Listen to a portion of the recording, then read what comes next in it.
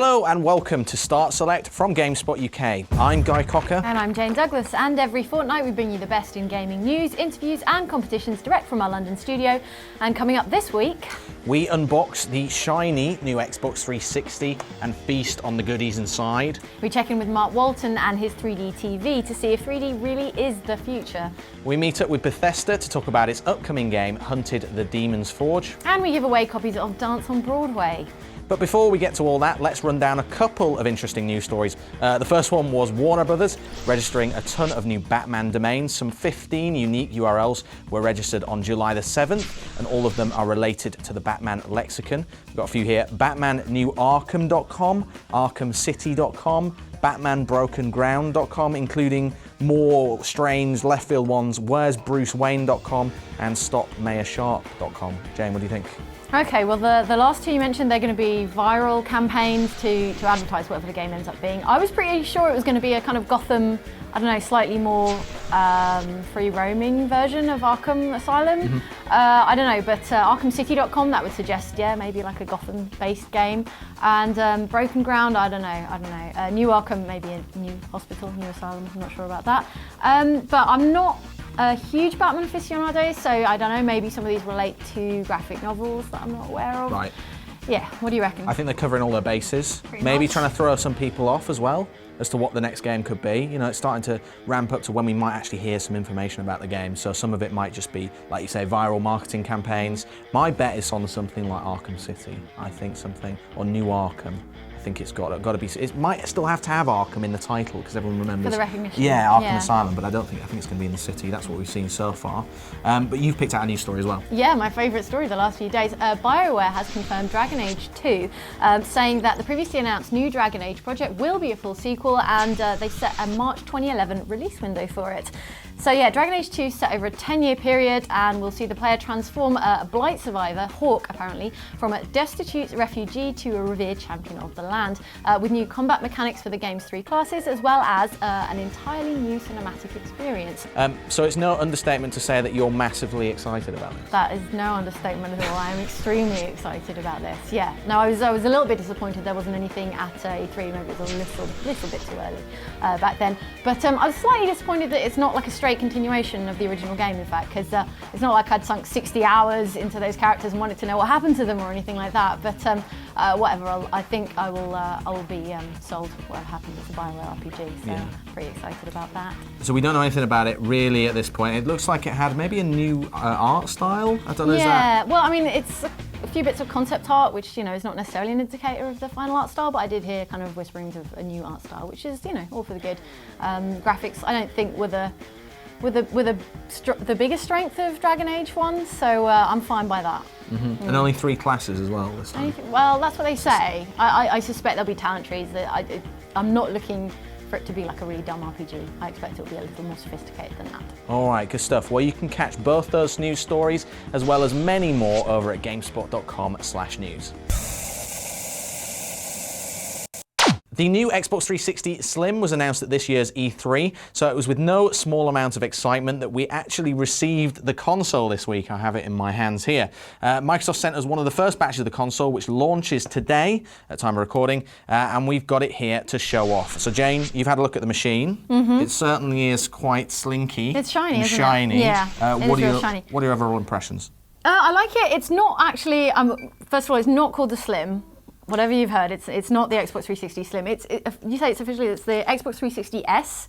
Whatever it is, it's just the new Xbox, and it's a little bit slimmer, a little bit skinnier than the previous console, but not a great deal. I think it's like 7 centimeters thick instead of 8.3 or something. Yeah, I think overall 17% smaller, and I think was it 2.9 kilograms over 3.5 from the Elite. It's lost like half a kilo, so it is lighter. Yeah. But I mean, lightness isn't everything when it's a home console because you're not really going to be carrying it around too much. Right. It is very nice looking though. I wasn't completely sold on the angles when we saw it at E3, but I don't know. It's definitely grown on me, and side by side with the original Xbox, it does look a lot flashier, and it makes the old console look a bit dated and rubbish. Actually, it looks like a premium piece of electronics. It's taken some of that style, I think, maybe from the PlayStation or the older model anyway. That slinky black look. If you say so. So what about technically? What's new on it? What's improved? Superficially, superficially we've got these rather nice, like touch-sensitive buttons, which are which are pretty swanky. Make little beeps. They do make little beeps. Very nice. As has been said, you can no longer get a red ring of death because there are no longer the kind of the ring of red LEDs in the front. What you've got instead is an indicator light in the center of the button, which can indicate when there's a hardware failure or not. And can never escape the hardware failure, Microsoft. Well, you've got to have something to indicate, you know, if everything's all right or not. And there's a couple of USBs in the front, 3 USBs in the back. So that's more on. There's another beep there. There's more as on the original console. Beeping all over. Let's get rid of the power block there. And okay, so in the back you've got the 3 USBs, the auxiliary out, the AV, HDMI, and not a gigabit Ethernet. Is that right? Yeah, it's still 100 base, so it's not as fast as the highest standard at the moment for Ethernet transfer, which is a bit of a problem. I remember actually trying to look at photos on my Xbox 360, and quite large files take a while to transfer sometimes. A few kind of hardcore home cinema guys were hoping that it would be gigabit Ethernet. It's not, but it is improved wireless, so you get that. That's right, the wireless 802.11n and is built in now, which is nice. You don't have to shell out for the Wi-Fi add-on separately or have it sitting on the outside of your case, which is kind of a nice change. And there's an optical audio out if you want to hook up your stereo that way. Yeah, that's for the guys with receivers really. If you can output digital audio and video over HDMI, but if you've got an amp or for whatever reason you just want to output digital audio separately, you can do that without needing an adapter now, which is pretty cool. And like you were saying, there's the caddy for the removable hard drive in the back, but you've got strong feelings about the, about the proprietary hard drive, right? So when I was at E3, I remember the thing I was most excited about was this new removable hard drive, which is just under a flap on the bottom of the console.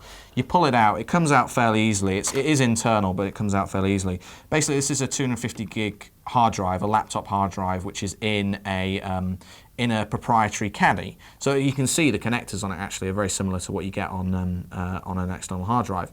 Internal hard drive, but it's not replaceable. So you have to still buy this Microsoft built caddy, which is a shame because I was like, oh well, I'll just drop a 500 gig hard drive in there. They sell for like 50 quid, and I'm done. You know, I'm never going to be able to download that many demos. So it's great that it's still removable and it's fairly easy to access. But I'm really disappointed personally that you can't just drop your own 500 gig hard drive in there. Mm-hmm. But hey, you can't have everything. Can't have everything. Can't have an HDMI cable, in fact, which is still not bundled. Yeah, you still, in this age of high definition, you're still getting bundled in standard composite video cables in the box. You can get a HDMI cable for 2 quid or however much you want to spend on it really, which is all the more reason for me to ask, well, why is it not included in the box if it's so cheap now? Also, you're going to need to buy, if you're upgrading from an old Xbox 360, you're going to need to buy a hard drive transfer kit. They are reusable now, so that's good. So if the old ones, you could use them once, but they cost £20 in the UK. So that's an added cost that you're going to have to shell out for. If you want, obviously, an AV cable, if you're still using component video, you have to buy that separately as well. But overall, 5 USB ports, that's pretty good. There's the Connect, it's called AUX on here, the Connect specific thing. If you're buying Connect and you've got an old Xbox 360, you're going to have to plug that into the wall. If you've got this, you can plug it straight into the console. That's what they meant by Connect Ready. Yeah, Connect Ready, this one. And overall, it's a nicely designed machine. For me, I'm not sure if it's worth the upgrade if you've got the old console. It's very quiet, it has to be said. It is super quiet. We didn't mention that actually, whisper quiet apparently, but yeah, there's also a small fan in the power brick now, so that'll be making a little sound of its own, but it's still all over much quieter than the original, which is in fact a huge deal. That was my biggest complaint with the old console. So for you, Jane, is it worth the upgrade, do you think? Or I mean, it's a no-brainer if you've not bought an Xbox 360 yet. But if you haven't got one, and why wouldn't you have one? But if you haven't, then yeah, it's never been a better time to buy one. If you've got one, then unless you really need that extra few cubic centimeters of space, I don't know if you'd be running out to buy one straight away. But then, that said, there might be some really nice bundles when Connect launches late in the year. So keep an eye out for that. And it'll be nice not having to plug your Connect into the wall as well as into the console. So maybe consider it then. Yeah. All right. Well, that's the Xbox 360S. It's available this Friday, July the 16th, and it's £199.99. All right, we're just about wrapping up our E3 2010 interviews on GameSpot now, but we managed to squeeze in time with Bethesda's Max Kaufman to find out what to expect from Hunted: The Demon's Forge, which is slated for release on the PC, PlayStation 3 and Xbox 360. Hey everyone, we're down at Bethesda's E3 2010 booth with Max Kaufman, who is the game director for Hunted: The Demon's Forge. Welcome, Max. Hi there. Tell us a little bit about the game. What can we expect from Hunted? Well, Hunted is a reimagining of the old dungeon crawl. And the way we see it, it's an action-packed thrill ride. You've got exploration, you've got cover-based combat. It's about two characters, Alara and Caddick. Tell us about them. They're slightly different. One's an archer, an elven character, and the other's a kind of brutish swordsman. Yeah, it takes place in a dark fantasy setting. And like you said, she's a master with the bow, and he's a master with the sword. The twist is their personalities are totally backwards. She's the bloodthirsty one. She's the one that's rushing in there. He's the one, he's more calculated, had some problems in his youth, that caused him to change his personality. And that whole dynamic, their strengths and weaknesses, that's how we built all the gameplay. So when the demo was described to me, it was almost like you guys want to bring back the dungeon crawler for the 20th century. Is that correct? Right. I mean, that was our goal. You look at games like BioShock and Gears of War, and we wanted to combine kind of the best elements of both of those games into this fantasy setting.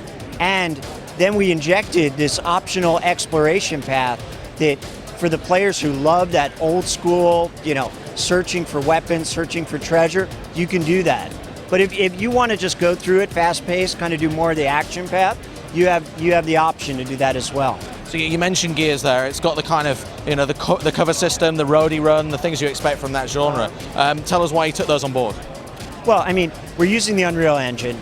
And to me, I look at it, if it was a first-person shooter, it's all about the genre.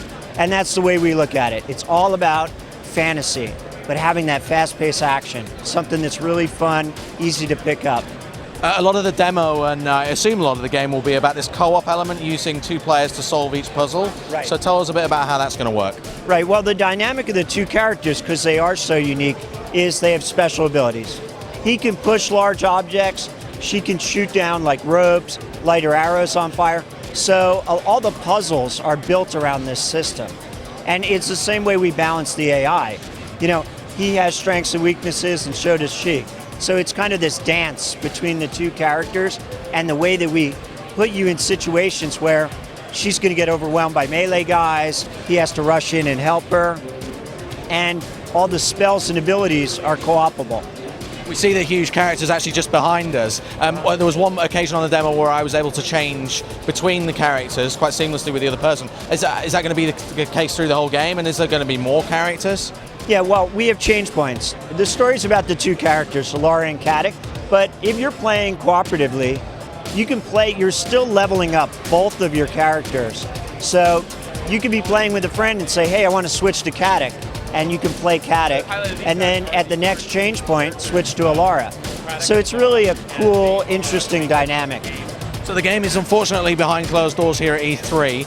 Can you tell us when people are going to be able to see a bit more of the game? Any multiplayer plans at this point at all? Well, I'm not exactly sure when we're going to have more stuff coming out, but the game is planned to come out early 2011. And it's right now PlayStation 3 and Xbox 360, right? It's PC, Xbox, and PS3. Great stuff. Thanks very much for your time, Max. Thank you you. can find out more about Hunted: Demon's Forge on a3.gamespot.com.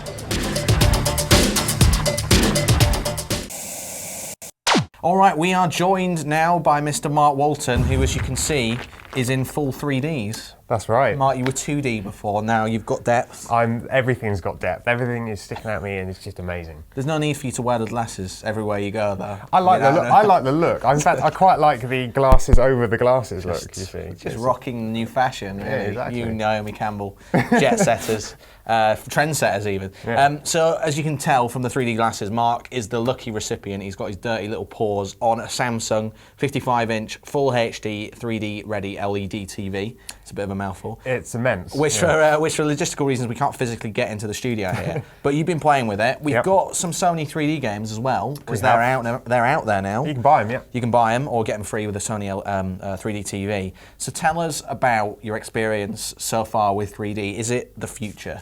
It's been an interesting experience, actually, and I think the most interesting thing to come out of it is that it doesn't work that great with every single game. Right. I've found, there's certain games like Wipeout, I think it works really well with, and Super Stardust HD that it works really well with.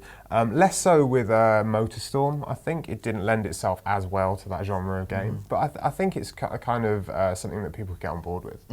So the first batch of HD 3D TVs, as you would expect, are quite expensive. This Samsung that we've got in is a 55-inch. Yep. I mean, it's top of the line stuff. It's beautiful. I mean, it's an amazing TV anyway. It's like a 23mm thin TV. It's 55 inches. It's ginormous. It's like I was playing FIFA on it in 2D, and even that was amazing. Yeah. So it costs $3,000. So it's Yes. quite expensive to get into the tech right now. It is very expensive, and this is $3,000, and it doesn't even come with the glasses. Okay. So I think you get. So I was speaking to Ian on CNET, who's technically it's his TV. It's come in for review. You get a voucher for one set of glasses, and that. Right. He was telling me that you get a voucher for when you buy a Blu-ray player. You can get another voucher to get some more. Right, I see. Although he sat on a pair, and they've produced that kind of when you smash an LCD TV, they've got that kind of like colour that just messy. Which I think is a problem, really. If you're at home and you've got a big family or whatever, these things, they'll be like a remote. You'll leave them lying around on the sofa, your kids will handle them or whatever, and they inevitably get broken. And these are £100 a pair to kind of get hold of. So it's not a cheap thing. They're like designer sunglasses. Yeah, exactly. So, so the TV is amazing. I mean, technically, it's great. If you've got the $3,000 to spend. Oh, I mean, it's a great TV anyway, frankly. Right. So it's LED. It's got a bunch of extra features. You can do Skype calls with it. It's internet enabled. Yeah, it's got USB ports. You can plug hard drives, play DivX movies and things if you want to. You can go YouTube on it as well. That's right. Although it doesn't do wireless. For $3,000, you don't get wireless built in. You have to pay extra for a dongle. Unbelievable. I know. Unbelievable. So tell us more about the 3D gaming side. So Sony is the one to dip its toe into the 3D water so far. It's got 4 games out there, one of which is actually a demo, isn't it? So it doesn't even That's right, really it's count. not a full release. No. So right now there's 4 games. I mean, in the future you've got other games coming, but tell us about the games that you can get right now and how much they cost.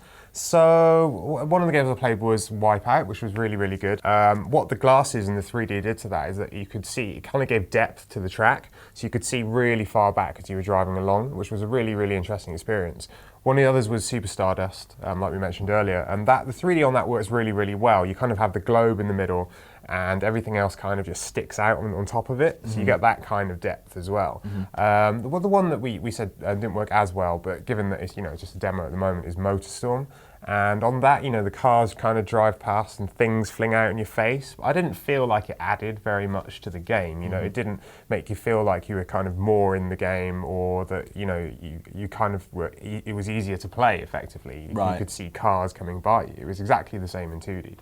Yeah, so it sounds like for you at least, Wipeout and Super Stardust are the games that work. They're quite bright, vibrant games with neon kind of colour schemes as well. Exactly. And I think that kind of really, really helps. The thing about MotorStorm, you've got a lot of browns, you've got a lot of greys, and when you're wearing the shutter glasses as well, they kind of make everything look dimmer, just by the nature of how they work. So I think the bright neon colours kind of really stick out and really help with the 3D effect. And so you can get these games right now. You can when you buy a Sony Bravia 3D TV, you get them for free. That's right. Or you can buy them on the PlayStation Network. They're £20.99. Yes, that's right. Okay, so you can buy the pack on the PlayStation Network right now. What games have they got that are coming up? You mentioned MotorStorm. I believe Killzone is going to be 3D. Killzone 3 will be HD. That's coming out soon. We've also got stuff like NBA 2K11. Ghost Recon as well being in 3D. Which looks great at E3. Yeah, actually. absolutely. I'd like to play it at E3. Mortal Kombat as well. Oh, Mortal Kombat, is going to be in 3D. So, I mean, it's just really PlayStation that are getting into this right now. Xbox, not that bothered. There's nothing from Microsoft. Obviously, Nintendo have got their 3DS, which again, but that uses a completely different 3D technology to the glasses. I think that, Sony jumping into this it's a really big step for them, because this is a tech that hasn't been adopted by a lot of people. And there are still concerns about how long you can wear these things without getting a headache, or some people have even felt nausea. And, I from personal experience, having played it, I can't I couldn't sit there for more than half an hour at a time to play these 3D games without my eyes kind of hurting. Yeah, for me the same as well. It's almost, you also need that 10-second period of like a magic eye puzzle where you need to relax your eyes, especially for MotorStorm. You need to actually look into the middle distance to get the effect at its maximum. Absolutely. And there was also a study out recently, I think it was from maybe a TV manufacturer or something, but it said that 12% of the UK population is going to be completely unable to experience 3D because of things like, I would guess, poor eyesight, or if you're wearing glasses, so it's not affecting you. I am wearing glasses, and it does work even if you wear glasses. I mean, you look a little silly if you've got 2 sets of glasses on, but it does work. I think there was another study that, and from Sony themselves, in fact, that put out guidelines for using the TV and suggesting that you do take regular breaks when you use it to avoid eye strain. I think it's just after maybe like something really, which is intense anyways, Wipeout is really intense. Even when I'm not wearing 3D glasses, I'm kind of come away from it a bit like eyes streaming, just like, but like this adds to that, I think, which is a bit of a shame. So you've got the games coming out, there's a couple coming out this year, MotorStorm Apocalypse as well, which won't be coming till next year. Sony's made the PS3 3D ready for games on the firmware side. That's movies, when the 3D movie is going to be so 3D movies will be, the Blu-ray update will hit sometime in September, so you'll be able to get on the Blu-ray movies. There's not many out at the moment for that, and as well as that, you know, you're going to need the new TV, and if you're using AMP as well, you're going to need an AMP with HDMI 1.4 ports. It's a big upgrade to get all this stuff working. It's expensive, not to be undertaken lightly. Exactly. All right, so the TV, the Samsung 55-inch TV, which the model number should be appearing at the bottom of your screen right now, is available. It's about £2,999. Around there, shop around, get a good deal on that one. The PlayStation 3 is available now, obviously, and it's a free update to get the PS3 3D upgrade. But it's the titles, the current pack is £20.99. Mark, thanks very much. In brief, are you going to be upgrading? I'm not personally at the moment. I don't think I've got £3 spent on the TV. Right, it's not quite got the spousal approval factor just yet. Oh, absolutely not, no. All right, well, enjoy your 3D TV and go and have fun. Time for this week's new releases, and it's only a short one this week as there's only one major game release. Which is Toy Story 3, in which Woody and Co get dumped in a daycare centre after Andy goes to college, and the game launches on PS3, Xbox 360, Wii, DS and PSP today. Covering off all the bases there. Of course, the Xbox 360 is also available today. It's the big release. It's available for £199.99. Remember, you'll also need to buy a hard drive transfer cable kit if you're upgrading from another console, which costs $19.99, as well as a HDMI cable or the official HDAV cable pack, which is another £19.99. Last time on Start Select, we offered you the chance to win the massive swag bag that we collected from the E3 show floor. If you remember correctly, it contained enough hoodies and t-shirts to keep you and your family in clothing for the rest of your natural lives, as well as a mountain of other money can't buy prizes. All you had to do to be in with a chance of winning the lot was answer this question. Back on our E3 special, Jane interviewed a very famous Hollywood actress about U-Star 2, and all you had to do was tell us the name of that star. It was, of course, the lovely Zoe Saldana, and our lucky winner is Terry Sims from Staffordshire. Congratulations, Terry. Those t-shirts, jackets and Legos will all be with you very shortly. And this time we've got another amazing prize for 3 lucky viewers. Thanks to the generous folks at Ubisoft, we've got 3 copies of Dance on Broadway to give away, so you can strut your stuff to show tunes including Cabaret, My Favourite Things, Dreamgirls, Roxy and many more. The game is currently riding high at number 4 in the UK Games chart, but to bag yourself a copy, simply answer this question. How do you spell supercalifragilisticexpialidocious? If you think you know the answer, send it along with your name and address to competitions@gamespot.co.uk before 27th of July, and we'll draw the winner on the next edition of Start Select. That's it from Jane and I this time, but we'll be bringing you another edition of Start Select in a couple of weeks. In the meantime, be sure to check out the official GameSpot UK forums over at tinyurl.com/GSUK forum. We'll see you again next time.